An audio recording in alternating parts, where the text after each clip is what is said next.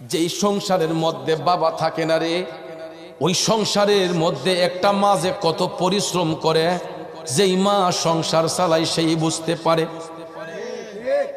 এ যুবক বন্ধুরা, অনেকেই হয়তো আমার মতো বাবা হারা এতিম হইছ রে। আমি 26টা বছর ধরে বাবারে ডাকতে পারি না।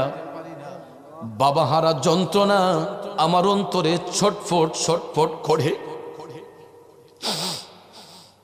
আমি এমন একটা পুরা কপাইল্লা সন্তান,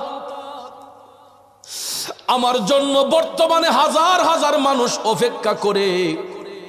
আমার কত মুরিদ সন্তান মারা গেলে, আমি না গেলে জানাজার নামাজ হয় না, কই পীর সাহেব হুজুর আসলে জানাজা হবে।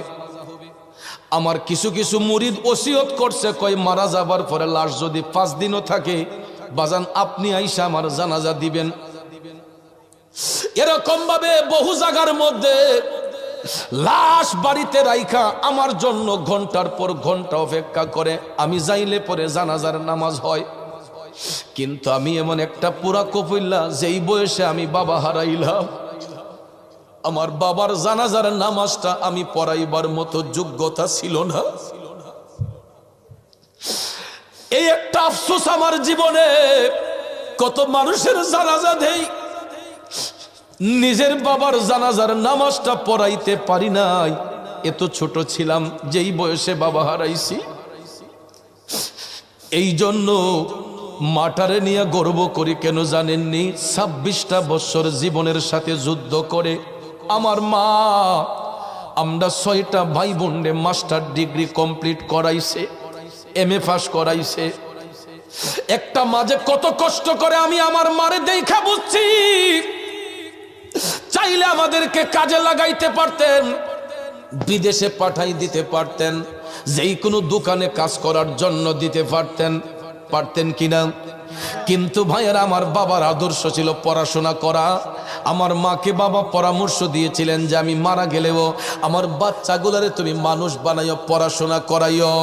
এ বন্ধুরা, আমার বাবাজিরা, সেই স্মৃতি ধারণ করে আমার মা 6টা ভাই বোনকে, আমাদের 6টা ভাই বোনদেরকে মানুষের মতো মানুষ করার জন্য চেষ্টা চালিয়ে বর্তমানে শরীরটা অসুস্থ শরীরটা হলেও আজকে যখন আমি বাড়িতে গেলাম, এখন কিন্তু আমি বাড়ি থেকে আসছি 9টার সময় হবিগঞ্জ আমার স্নানঘাট থেকে রওনা হয়েছি মাহফিলের উদ্দেশ্যে।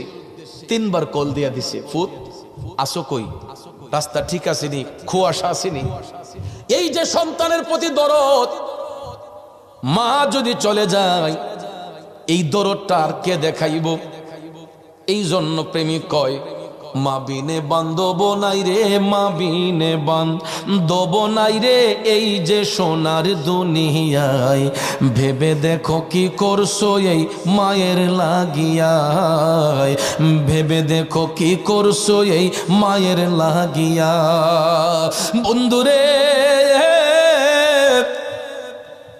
মা কত আপন সন্তানের জন্য।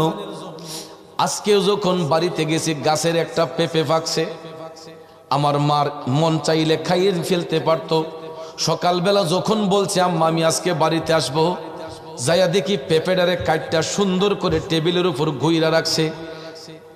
পাশের রুমে মানুষ বেশি, আম্মা চিন্তা করছে সবাই পাতেটা দেওয়া যাবে না, গাছের পেঁপে বাচ্চারে খাওয়াইবার লেগে আমারে নিয়ে কই, ফুট গাছের পেঁপেটা ফাঁকছে, একটা পিস পেঁপে মুখ দিয়ে যাও। আমি না করি, আম্মা ঠান্ডা লাগবো, কফুট লাগতো না, কই আমার গলার মাঝে হাতে কফুট খাও, একটা চামিচ দিয়ে আমার হাতে